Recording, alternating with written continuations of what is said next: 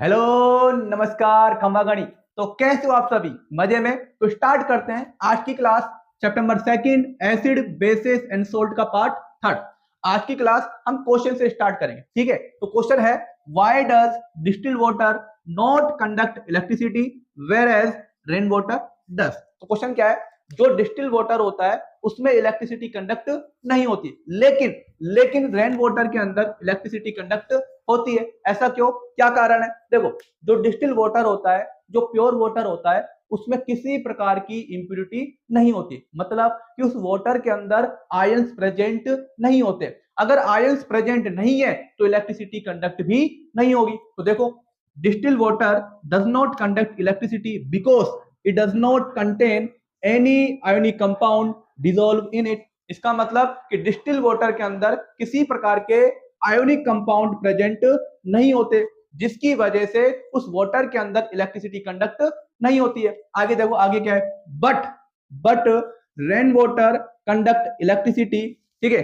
लेकिन जो rain water है उसमें इलेक्ट्रिसिटी कंडक्ट होती है। ऐसा क्यों? क्या कारण है? देखो, जब बारिश होती है तो जो बारिश की बूंदे हैं, जो बारिश का पानी है, वो डिफरेंट टाइप ऑफ गैसेस से पास होके आता है ना? तो एटमॉस्फेयर में डिफरेंट टाइप ऑफ गैस है। कौन कौन सी गैस है? कार्बन डाइऑक्साइड गैस है, ठीक है, नाइट्रोजन डाइऑक्साइड गैस है, सल्फर डाइऑक्साइड गैस है। ये सारी की सारी गैसेस कैसी होती है? एसिडिक होती है। कैसी होती है? एसिडिक। तो पानी आ रहा है, बारिश का पानी आ रहा है, टिप टिप बरसा पानी, अब वो बूंदे आ रही है, पानी आ रहा है, वो पानी इन गैसेस के कांटेक्ट में आ रहा है ना? ये गैस कौन कौन सी गैस है? कि कार्बन डाइऑक्साइड गैस है, नाइट्रोजन है, सल्फर डाइऑक्साइड है। ये सारी की सारी गैसेस से पानी कांटेक्ट में आएगा और क्या बनेगा? एसिड बनेगा। क्या बनेगा? एसिड बनेगा। और वो एसिड के अंदर क्या होता है? आयंस होते हैं। क्या होते हैं? आयंस। अगर आयंस है तो क्या होगी? इलेक्ट्रिसिटी कंडक्ट होगी। देखो, तो carbon dioxide gas, nitrogen dioxide gas, sulphur dioxide gas present in air to form acid. Acid बनेगा to enhance conducting of electricity. तो चीज समझ में आ गई होगी आपको कि जिस पानी के अंदर आयंस है उसमें इलेक्ट्रिसिटी कंडक्ट होगी, और जिस पानी में आयंस नहीं है उसमें इलेक्ट्रिसिटी कंडक्ट नहीं होगी। समझ में आई बात? आगे देखो, आगे एक नोट है, अल्कोहल और ग्लूकोज कौन कौन से हैं? एक अल्कोहल है और एक ग्लूकोज है। सॉल्यूशन तो कंटेन हाइड्रोजन। क्या है इसके अंदर? Hydrogen. Does not conduct electricity and do not show acidic character. आपके पास दो चीजें हैं, एक क्या है? अल्कोहल है, और एक क्या है? ग्लूकोज है। दोनों के अंदर ही क्या है? हाइड्रोजन है। हाइड्रोजन होने के बाद भी ना तो ये एसिडिक कैरेक्टर शो कर रहा है, और ना इस सॉल्यूशन के अंदर क्या हो रहा है? इलेक्ट्रिसिटी कंडक्ट नहीं हो रही। ऐसा क्यों? क्या कारण है? देखो, जब भी इन दोनों को हम पानी में डालेंगे, है ना, अल्कोहल को डाल दो चाहे पानी में, चाहे आप ग्लूकोज को डाल दो, तो जैसे आप पानी में डालोगे तो ये अल्कोहल, है ना, अल्कोहल जो है आपका, है ना, अल्कोहल को डाल दिया आपने पानी में, तो पानी में डालने के बाद ये H प्लस आयन में टूटेगा ही नहीं। अब अगर H प्लस आयन में टूटेगा ही नहीं तो इलेक्ट्रिसिटी कंडक्ट भी नहीं होगी, ठीक है, और ना ही क्या करेगा? एसिडिक कैरेक्टर को शो करेगा, ठीक है, क्योंकि हमें पता है कि जब तक H प्लस आयन नहीं निकलेगा तब तक वो एसिडिक कैरेक्टर को शो भी नहीं करेगा, और जब तक H प्लस आयन नहीं निकलेगा तब तक उसमें इलेक्ट्रिसिटी कंडक्ट भी नहीं होगी। समझ में आई बात को? तो अल्कोहल और ग्लूकोज दोनों की दोनों कभी भी इलेक्ट्रिसिटी कंडक्ट नहीं करते, और ना ही एसिडिक कैरेक्टर को शो करते हैं। देखो एक बार, this is because the hydrogen in this compound does not separate hydrogen ions. समझ में आ गई बात को कि दोनों के दोनों कंपाउंड हाइड्रोजन आयंस सेपरेट नहीं करते, इस वजह से ये एसिडिक कैरेक्टर भी नहीं है और ना ही इनके अंदर इलेक्ट्रिसिटी कंडक्ट होती है। ठीक है, कोई दिक्कत? आगे बढ़े तो देखते हैं अगला टॉपिक क्या है। अगला टॉपिक पीएच स्केल। तो क्या होता है? A scale for measuring hydrogen ion concentration in A solution called pH scale. देखो क्या करता है पीएच स्केल, कोई भी सॉल्यूशन है, उस सॉल्यूशन के अंदर हाइड्रोजन आयन की मात्रा कितनी है उसको मेजर करने का काम किसका होता है?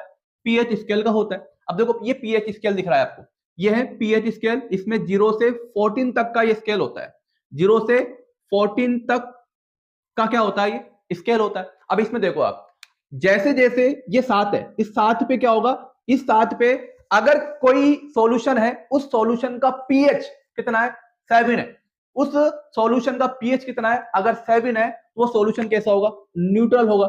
न्यूट्रल मतलब ना तो एसिडिक ना ही बेसिक। अब क्या है, अब मैं 7 से धीरे धीरे क्या हो रहा हूं? कम जा रहा हूं, मतलब लेस देन 7 पे जाएंगे अपन। 7 से इधर जाएंगे, इसका मतलब क्या है, इसका मतलब ये धीरे धीरे धीरे धीरे उसमें H प्लस आयन की मात्रा बढ़ती जाएगी, इंक्रीज होगा, और जितना ज्यादा H प्लस आयन होगा उतना ही ज्यादा वो सॉल्यूशन कैसा होगा, एसिडिक होगा। ध्यान रखना, ठीक है। जब आप 7 से कम की तरफ जाओगे, लेस देन 7, तो H प्लस आयन की मात्रा बढ़ेगी, H प्लस आयन की मात्रा बढ़ेगी तो सॉल्यूशन कैसा हो जाएगा, एसिडिक हो जाएगा। वैसे देखो, अब वैसे मैं 7 से आगे की तरफ बढ़ रहा हूं, ठीक है, ग्रेटर देन 7, तो क्या होगा, जब मैं 7 से आगे बढ़ूंगा तो क्या होगा, H प्लस आयन की मात्रा कम होगी।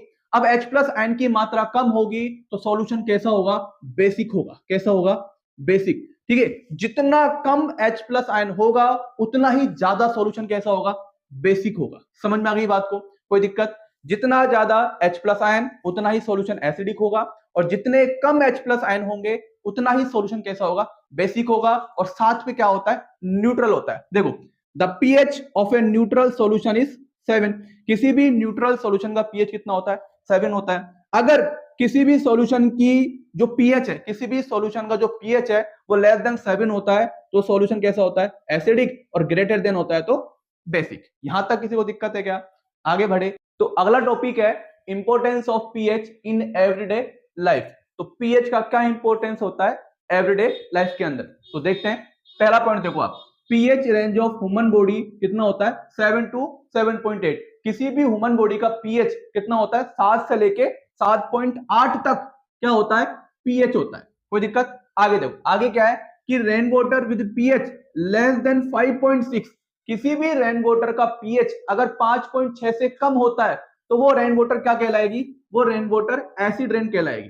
कितना पीएच होना चाहिए, 5.6 से कम होना चाहिए। आगे देखो, अब अगर एसिड रेन होती है तो जितने भी एक्वेटिक लाइफ होती है, जितने भी पानी में रहने वाले जीव जंतु होते हैं उनकी लाइफ कैसी हो जाती है, डिफिकल्ट हो जाती है। ठीक है, आगे देखो, अब पहला पीएच क्या है, पहला पीएच है पीएच इन अवर डाइजेस्टिव सिस्टम। देखो, हम हमारे डाइजेस्टिव सिस्टम के पीएच की बात करते हैं, हम बात करेंगे स्टमक की। स्टमक में क्या होता है, स्टमक में एक एसिड निकलता है, हाइड्रोक्लोरिक एसिड। अब हाइड्रोक्लोरिक एसिड का क्या काम होता है, हाइड्रोक्लोरिक एसिड हमारे फूड को क्या करता है, डाइजेस्ट करता है, और साथ में जो भी फूड हम खाते हैं उनके अंदर जो भी बैक्टीरिया आते हैं, उनमें जो जर्म्स होते हैं उनको किल करने का काम करता है।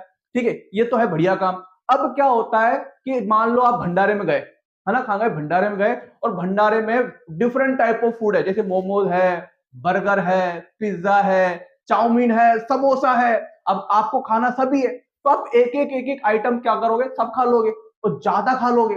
अब क्या होगा, आपने खा लिया ज्यादा फूड, तो उस फूड को डाइजेस्ट करने के लिए क्या निकलेगा, हाइड्रोक्लोरिक एसिड निकलेगा ज्यादा मात्रा में। अब क्या होगा कि एसिड भी निकल गया ज्यादा मात्रा में, अब वो फूड भी डाइजेस्ट नहीं हो रहा। क्यों? स्टमक ने मना कर दिया कि भाई साहब हमसे तो नहीं होगा। अब वो फूड तो चला जाएगा अगले वाले पार्ट, स्मॉल इंटेस्टाइन में, लेकिन अभी भी आपके स्टमक में क्या है, हाइड्रोक्लोरिक एसिड है। ठीक है, अब उसकी वजह से क्या होगा, आपके स्टमक में पेन होगा, है ना, इरिटेशन होगा, एसिडिटी होगी। अब एसिडिटी आपके स्टमक में हो रही है तो आप क्या करोगे, आप मार्केट भागोगे, मार्केट से लेके आओगे इनो। इनो में क्या होता है, बेस होता है। तो आपके स्टमक में एसिड बेस दोनों रिएक्ट करेंगे तो क्या बनेगा, सोल्ट बनेगा। सोल्ट क्या होता है, न्यूट्रलाइज होता है। तो यहां पर जैसे आपने इनो पिया, एसिड क्या हो गया, न्यूट्रलाइज हो गया। समझ में आई बात को? देखो एक बार, तो our stomach produces hydrochloric acid, hydrochloric acid of pH which help to kill the germs and digest the food. समझ में आई बात को? हमारे स्टमक में निकलता है हाइड्रोक्लोरिक एसिड, जिसका काम होता है फूड को डाइजेस्ट करना और जो जर्म्स होते हैं उनको किल करना। आगे देखो, when we overeat excess of acid is produced in the stomach which causes indigestion. जब हम ज्यादा खाना खा लेते हैं भंडारे में, है ना, भंडारे में ज्यादा खाना खा लेते हैं तो उस फूड को डाइजेस्ट करने के लिए ज्यादा मात्रा में क्या निकलेगा, एसिड निकलेगा। और एसिड जब ज्यादा मात्रा में निकलेगा तो क्या होगा, उसकी वजह से होगा इंडाइजेशन, है ना, फूड डाइजेस्ट ही नहीं हो पाएगा। आगे देखो, this result in pen and irritation. अब उसकी वजह से क्या होगा, आपके पेट में दर्द होगा, इरिटेशन होगा, एसिडिटी होगी। ठीक है, आगे देखो, to get rid of the pain and irritation we need to take a base called antacid. ठीक है, हम क्या लेंगे, अब उससे रिलीफ पाने के लिए हम लेंगे बेस, जिसे क्या बोलते हैं अपन, एंटासिड्स बोलते हैं। क्या बोलते हैं, एंटासिड। और जो मोस्ट कॉमन एंटासिड आता है वो कौन सा होता है, मिल्क ऑफ मैग्नीशिया, जिसको हम मैग्नीशियम हाइड्रोक्साइड के नाम से भी जानते हैं। ठीक है, जो मोस्ट कॉमन एंटासिड होता है मिल्क ऑफ मैग्नीशिया, जिसको हम किसके नाम से जानते हैं, मैग्नीशियम हाइड्रोक्साइड के नाम से जानते हैं। कोई दिक्कत, आगे बढ़े। अगला पीएच है पीएच ऑफ माउथ। अगर हम माउथ की बात करें तो माउथ में क्या होते हैं, हमारे दांत होते हैं। ठीक है, जो टूथ इनेमल होता है, टूथ इनेमल किससे बना होता है, कैल्शियम फॉस्फेट से बना होता है, और सबसे हार्डेस्ट मटेरियल माना गया आपका टूथ इनेमल। अब सबसे हार्डेस्ट मटेरियल होने के बाद भी आपके दांत क्या हो जाते हैं, खराब हो जाते हैं, सड़ जाते हैं, खराब हो जाते हैं। ठीक है, कीड़े लग जाते हैं। तो ऐसा क्यों? देखो क्या होता है कि जब भी हम खाना खाते हैं, तो जब भी हम खाना वाना खाते हैं, ये मान लो आपके दांत इस तरह से बना लेते हैं अपन, ठीक है ना। तो आप जब भी खाना खाते हो या कोई मीठी चीज खाते हो, तो उसके कुछ पार्टिकल दांतों के अंदर फंस जाते हैं इस प्रकार से। ठीक है, अब दांतों में जब आपके पार्टिकल फंस चुका है, तो माउथ में होते हैं कुछ बैक्टीरिया, और वो बैक्टीरिया क्या करेंगे, डायरेक्ट इस फूड पे अटैक करेंगे। क्या करेंगे, अटैक करेंगे, और इस फूड पार्टिकल को करेंगे डिग्रेड। क्या करेंगे, डिग्रेड। डिग्रेड मतलब इस फूड पार्टिकल को सिंपलर सब्सटेंस में कन्वर्ट करेंगे। अब जैसे फूड पार्टिकल डिग्रेड होगा, तो धीरे धीरे धीरे कन्वर्ट होगा एसिडिक में। किसमें कन्वर्ट होगा, एसिडिक में। किसमें कन्वर्ट होगा, एसिडिक में। अब फूड पार्टिकल धीरे धीरे धीरे एसिड में कन्वर्ट हो रहा है, और एक टाइम ऐसा आएगा कि इसका जो पीएच है वो 5.5 से कम हो गया। ठीक है, 5.5 से कम हो जाता है, तो आपके दांतों में क्या लग जाएगा, कीड़े लग जाएंगे। अब क्या करें कि कीड़ा नहीं लगे, तो आपको क्या करना है, रोजाना क्या करना है, टूथपेस्ट करना है, जो ब्रश करना है। जो टूथपेस्ट आती है उसके अंदर क्या होता है, उसके अंदर होता है बेस, माइल्ड बेस होता है। तो वो बेस क्या करेगा, यहां पर फूड पार्टिकल में जो एसिड क्रिएट हो रहा है, प्रोड्यूस हो रहा है, उसको क्या करेगा, न्यूट्रलाइज कर देगा। समझ में आई बात को? देखो एक बार, tooth enamel is made up of calcium phosphate. जो टूथ इनेमल होता है किससे बना होता है, कैल्शियम फॉस्फेट से बना होता है। Is the hardest material in our body. सबसे हार्डेस्ट मटेरियल होता है हमारी बॉडी के अंदर। आगे देखो, it does not dissolve in water. ये पानी के अंदर डिसॉल्व नहीं है, लेकिन फिर भी get corroded at pH below 5.5। लेकिन फिर भी क्या हो रहा है, खराब हो रहा है, सड़ रहा है। आगे देखो, the bacteria in our mouth produces acid during degradation of sugar and food particle left behind after meal।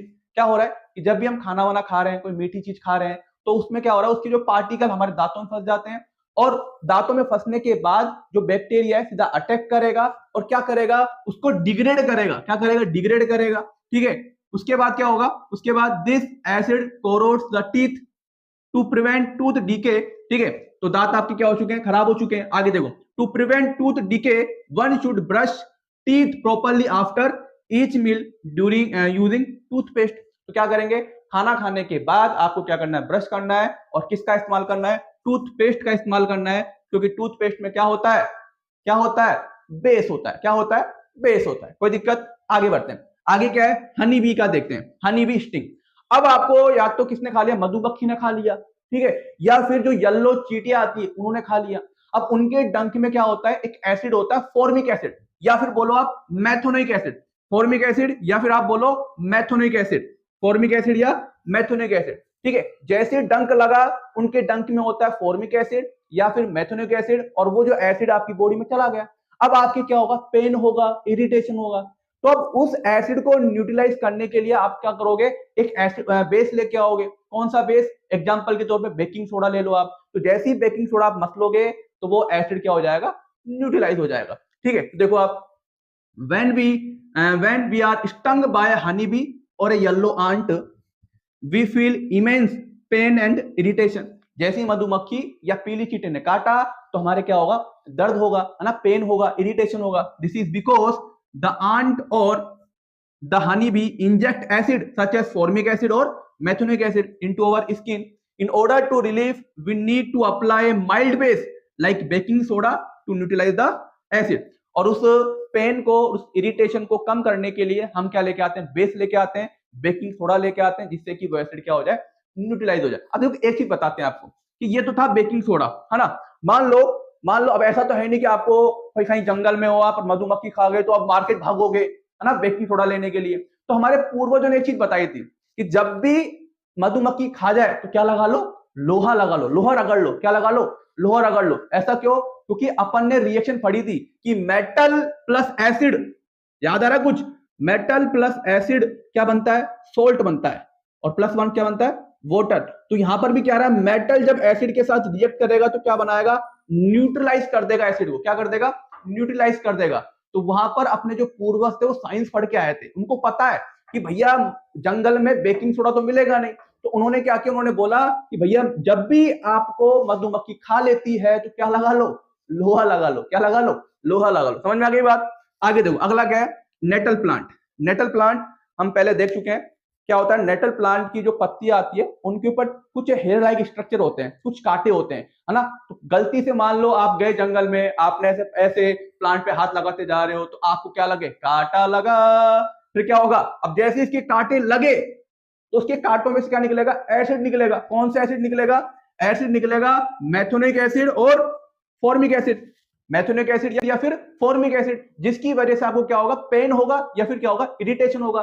अब उस पेन और इरिटेशन को रिलीफ पाने के लिए हम क्या करेंगे, हम माइल्ड बेस का इस्तेमाल करेंगे, मतलब फॉर एग्जांपल बेकिंग सोडा का भी इस्तेमाल कर सकते हो।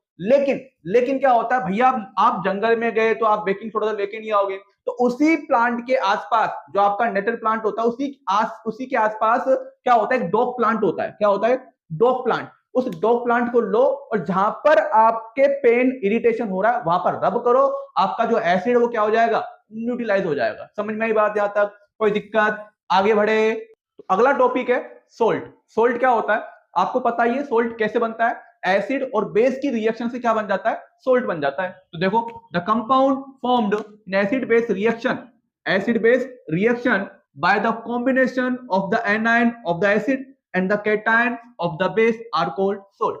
एसिड का जो एनायन होता है और बेस का जो कैटायन होता है, उन दोनों के फॉर्मेशन से क्या बनता है, सोल्ट बनता है। देखो मैं समझाता हूं, देखो ये HCl है, एसिड है, एसिड टूटेगा H+ और Cl- के अंदर, वैसे ही सोडियम हाइड्रोक्साइड टूटेगा Na+ में और OH- के अंदर। तो क्या बोल रहा है, एसिड का एनाइन, तो ये एसिड का एनाइन है, और बेस का कैटायन, ये बेस का कैटायन है। इन दोनों के फॉर्मेशन से क्या बना है, सोल्ट बना है। समझ में आ गई बात को, ठीक है। तो एसिड के एनाइन से और बेस के कैटायन से, उन दोनों के फॉर्मेशन से क्या बनता है, सोल्ट बनता है। कोई दिक्कत, आगे देखो, according to pH value there are 3 types of salt. तो 3 तरह के सोल्ट होते हैं। पहला सोल्ट कौन सा है, न्यूट्रल सोल्ट, ठीक है। दूसरा सोल्ट है एसिडिक सोल्ट और तीसरा है बेसिक सोल्ट।